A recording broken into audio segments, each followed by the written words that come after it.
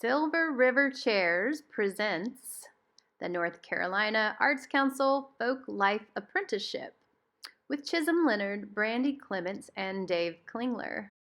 So this is my first Zoom interview, so we'll see how it goes. I wanted to get started just by you all introducing yourselves.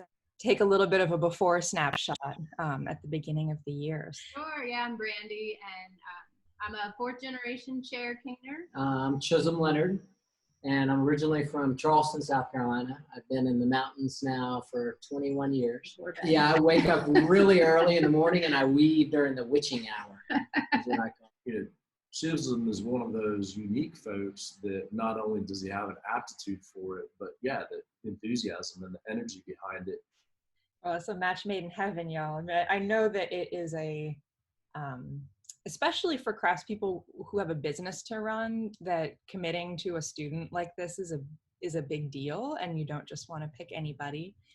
I wanted to hear a little bit more from you about that learning process. And I know in your application you described it as sort of a trial by fire experience, because you don't really get to decide what kind of project you're going to take on next. It is kind of preparing people for the fact that no two chairs are alike, and they're all going to challenge you in some way. And that's part of what kept us interested in it for so long, is that, I mean, every chair is different. Chisholm, do you want to speak to that learning process a little bit, what that's been like for you so far? Being in the antique business, chairs used to be my nemesis. No. Because the proper way, like if you get a chair from a client and it's rickety, right? And you don't want to put a new seat in something that's going to fail, and then it's going to need a new seat again. I learned this new appreciation for chairs when I was able to put my first seat in one. Well, thank you all. Could we take a little visual spin around the space? So this is the chair wall, and it has 8 basic styles of weaving, along with material, history, and process. Above each chair, we have a chair that was in the original S&W cafeteria in downtown Asheville. Oh, wow. So it had a cane seat, and you can look in archives and find the restaurant with that chair. What an incredible space. This is, Yeah, I so wish I could have come out here to do this interview in person. This is the family wall. So there's my grandma. Can you see her? Oh, yes. Oh, Yeah.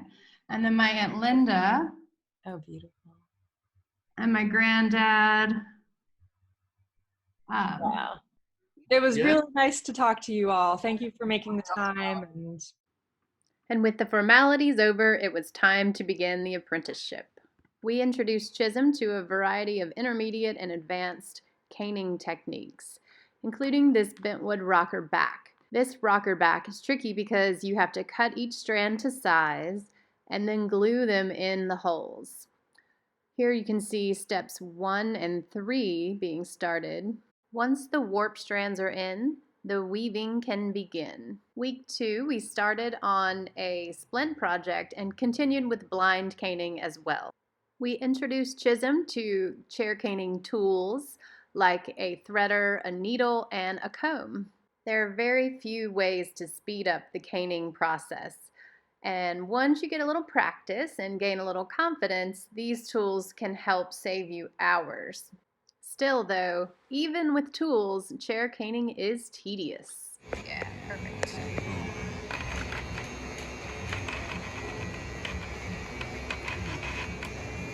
God, that's scary. The caning comb helps organize the grid and get you ready for steps 5 and 6. And we all deserved a break before moving on to the next chair. The second project of the day also uses rattan, but a bigger variety and in a different pattern. This pattern is called open weave, and it's often employed on large porch rockers like those made by the old Hickory Company. Despite the larger size of the rattan, weaving a large rocker is still a tedious process. Like most chair caning projects, this rocker will take several days to weave, so we're really just getting started. We'll revisit both of these chairs next week. We return to the bentwood back for week 3. The edges are often the most tricky because the cane is so close to those holes. Lift it up so you have some space. Dave and I were terrified of our first blind caning project, so it feels really good to give Chisholm a leg up. Maybe. Move this guy back. Yeah, and then back, yeah. Go ahead and peg it and see what it looks like. We didn't want to torture him by working on this for hours and hours, so Chisholm made great progress on the rocker back, and I finished gluing in all of the strands around the perimeter. He got pretty far that day, and we are super proud of his efforts. The rocker returns in week 4, and we teach really important lessons on ergonomics when weaving these big, heavy rockers. Yeah, you can weave on the back and then move yourself and weave in the front. Okay, good idea. And if Okay, you want yeah, to, I'll if you try want that to first. continue to flip it, that's fine too. But having that slide Yeah. and not trying to pick the chair up at all, Right. because they're just too heavy. Even though we meet once a week, there's only so much time in a day to get the projects fully done. So between sessions, I would finish working on the diagonals, steps 5 and 6 of that intense blind cane bentwood back, and we did finish up the open weave binder cane. Chisholm worked really hard on chairs for his own clients, including these 2 flawless rush chairs. Our boss was so impressed that she decided Chisholm deserved a really fun treat next week, learning the star pattern, which is an advanced pattern for hand-woven chair caning. Because chair caning typically involves restoring a pattern already on the seat, you don't often get to see these specialty patterns.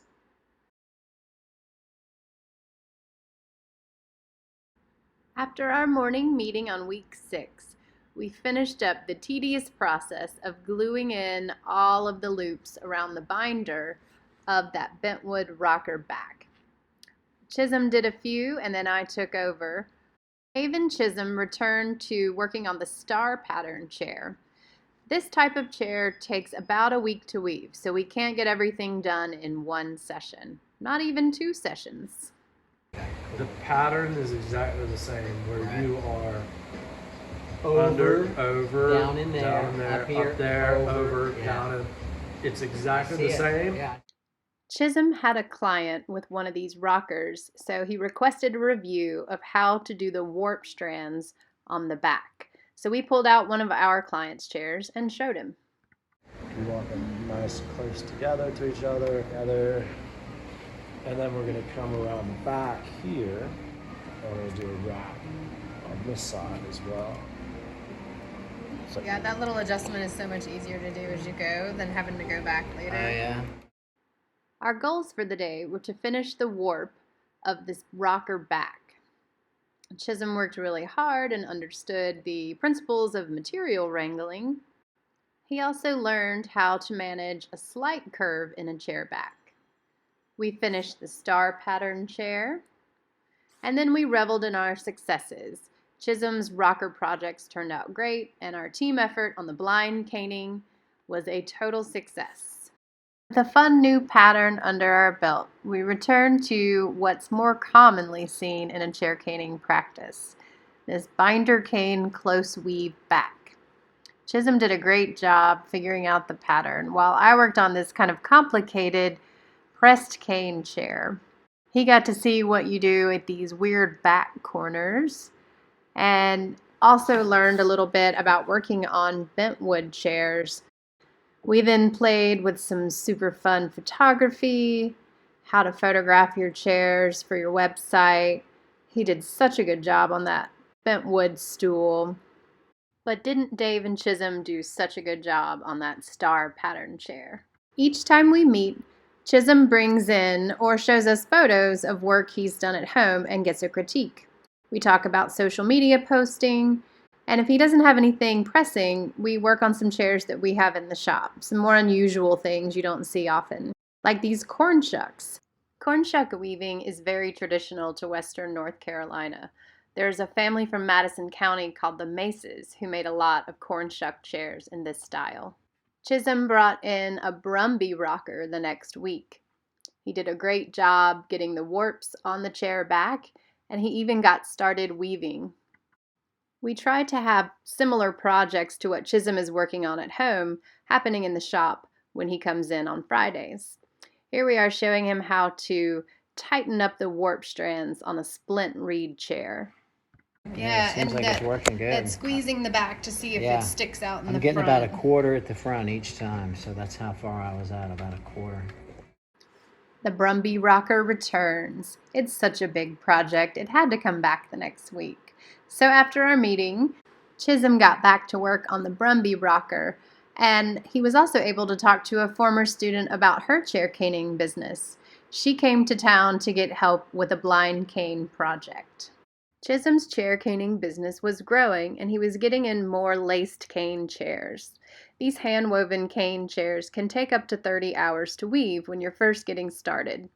With few ways to shave time off the process, we wanted him to work more with the caning needle so he could speed up steps 1 through 4. And he did a great job getting the hang of it. He completed his steps 1 through 4 in 1 day versus 2, which is the most common.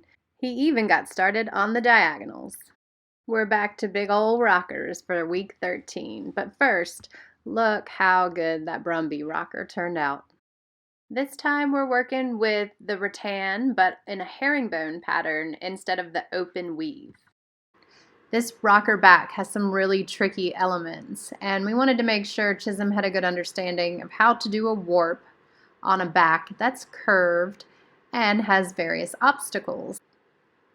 We had to tweak the tension just a little bit to accommodate the deep curves that you see at the posts.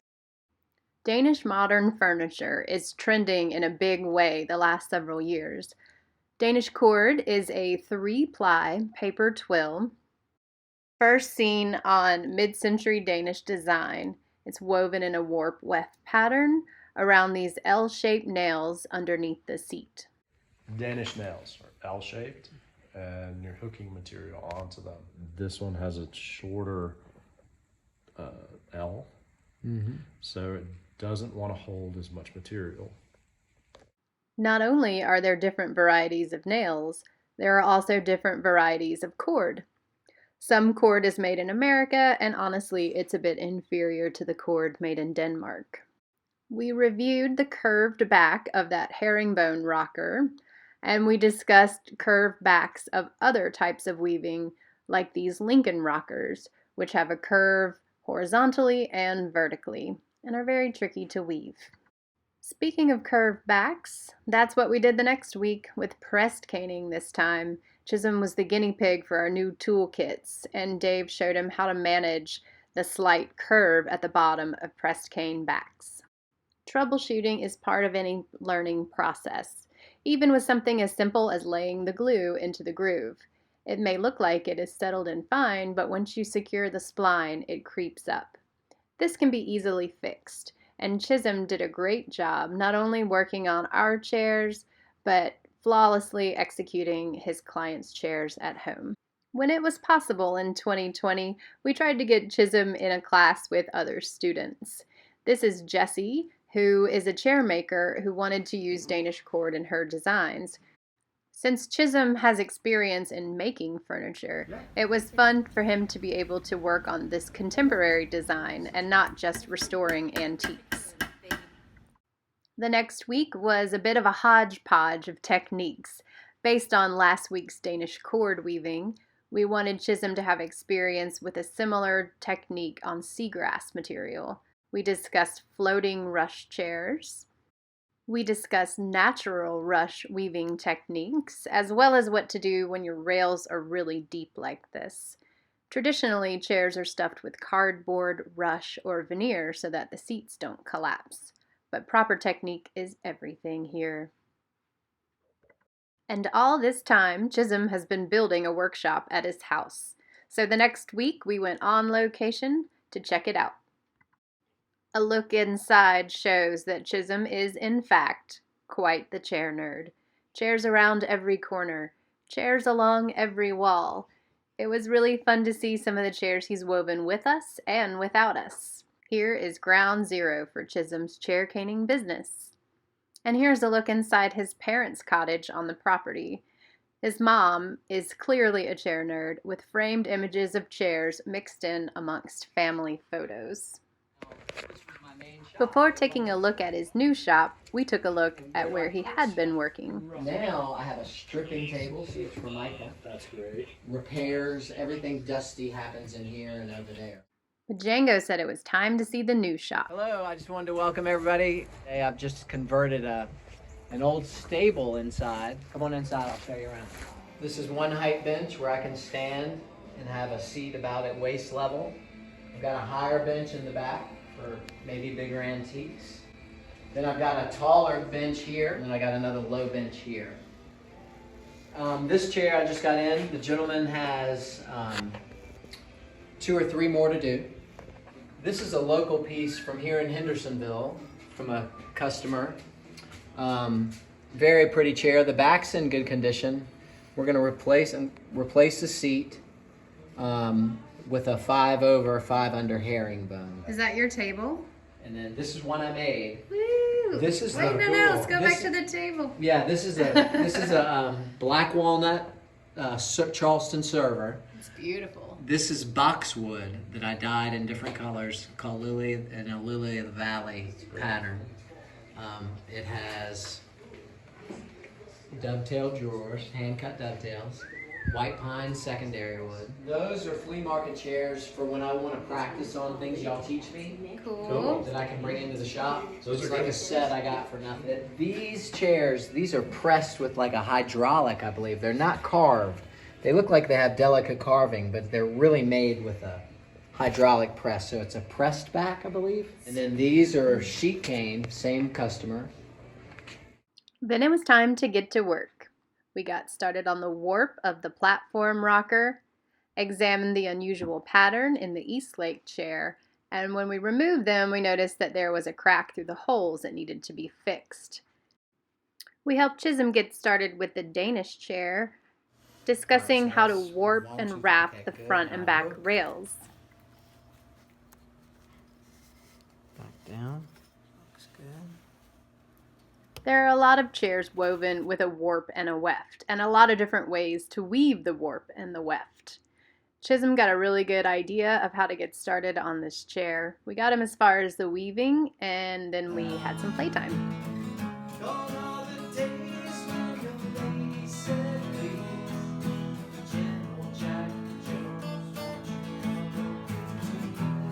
After we left, he finished the chair perfectly.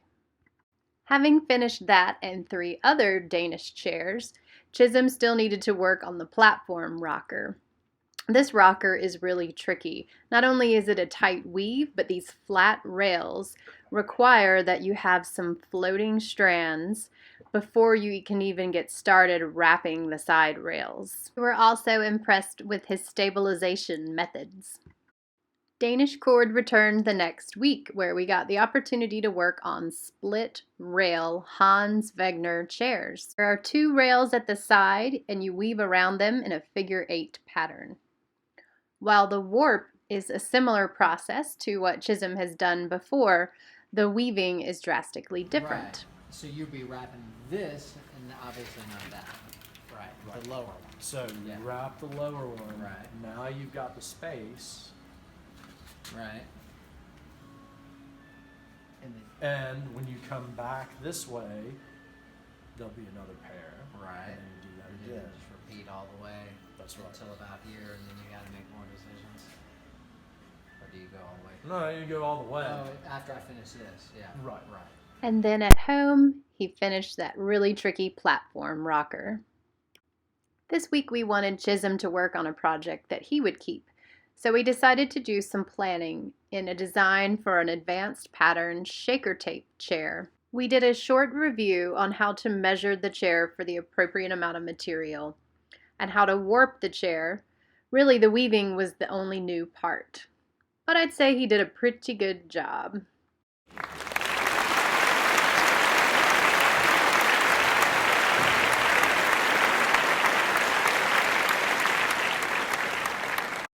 Our final session of 2020 occurred just before the holidays, where we used scrap splint reed to make these fun little reindeer ornaments. And that's a wrap for 2020. So, hey, it's good to see you. Yeah, I guess you're not making it to the museum anytime soon. Fortunately. But Yeah. it's been nice to have Chisholm that makes it feel at least kind of normal.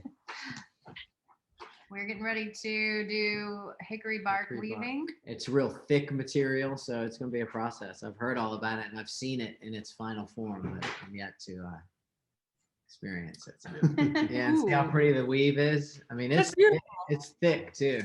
Yeah. It's like an eighth of an inch. Yeah. Ideally, we shave today, weave tomorrow, and then there's an overflow day on Friday. Okay. And then what's on your trajectory for the next few months? Good question. Here we go. Let's look at we've our been list. talking some about my final project, right? We've been talking about Yeah. and I think I have the right chair for that. It's a very old rocking chair. It's not a huge one, but it has a back to be done and a seat. Here's our eight. Oh, yeah. 8 pages of check off list that we're making our way through. We've done a pretty good job of going through the kind of the basic weaving styles and getting him up to speed as far as at least being comfortable doing the restoration work, delving into some of the more intermediate styles. So Well, Chisholm did a really impressive kind of advanced pattern on shaker tape. So he had done shaker tape. That's how we met him, was in a shaker tape class. So this was just an advanced pattern. So you have to plan it out and graph it. So that was really cool. That really came up. And we're doing some, like social media, how to promote your business and hashtags. And that's it. We'll probably get that done the next week or two. And then, who knows, we'll make another list. Yeah, I have so enjoyed seeing the Instagram updates, and I just can't believe how many weeks it's already been and it's amazing how much has already happened, and it's only January. So, and for you, what's the thing you've worked on so far that grabs you the most, or is there something you've learned that is just you're gonna build off of more than anything else? I've learned a lot about weaving. Our weaving's taught me a lot. There's certain types of weaving I can't do unless my house is clean, my car's clean, everything's in order, because I freak out. Everything, I can't have an argument with anybody. Everything has to be right. Then I can begin. But I've been obsessed with it. oh, Chisholm got an article written about him too. Hang on. Ooh, hello, that looks great. I was in the Charles. Oh my gosh. Paper. Yeah. Yeah. No You guys are way. mentioned. Yeah, I mentioned the Arts Council and the grant. And I like And they really did a good job. I don't think I realized Good piece. Yeah. brought it in. Yeah. Yeah, it looks great. Cool. All right. Thanks, y'all. Yeah. All right. Have a great day. Have a wonderful day. Yeah, thanks again Cheers. for everything.